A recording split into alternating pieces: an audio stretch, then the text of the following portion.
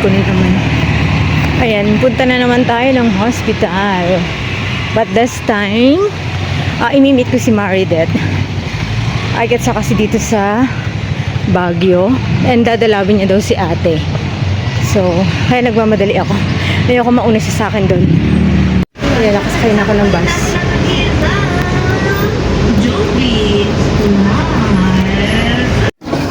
Tingin ako na ipapadala ko kay Maridet. Naiya ako.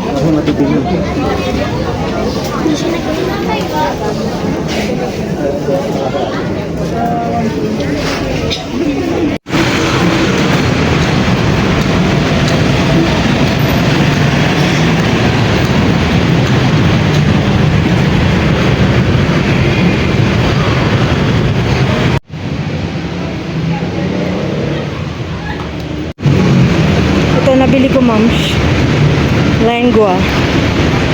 Then, moms, punta na ako ng hospital. Malamig ako nakakuha ng muffler. I forgot my muffler. Doon ako sasakay ang pusyo ko.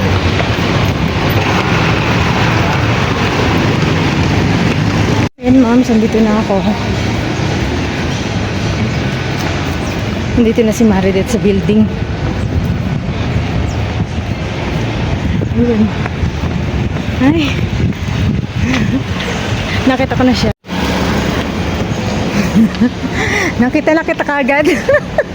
Ayan si Maridet. Nakita kagad. Nandun lang sa gilid. Ayun, ma'am, si ate. Oh. Ay, ano. Hello, te. May ayan, ma'am, uwi na si Maridet. Bye, Neng. Thank you sa dalaw, tsaka sa pasalubong. Sarap, ma'am, yung pasalubong niya. Ano siya? Ensaymada. Favorite ko pa naman. Oo. Mag-jeep ka na lang, Neng, pataw na yan. Ngayon, ayan na siya. Ayan, sabi ng doktor, baka Friday labas na si ate. Kailangan lang magkaroon na kami ng oxygen tank. And then, goods na.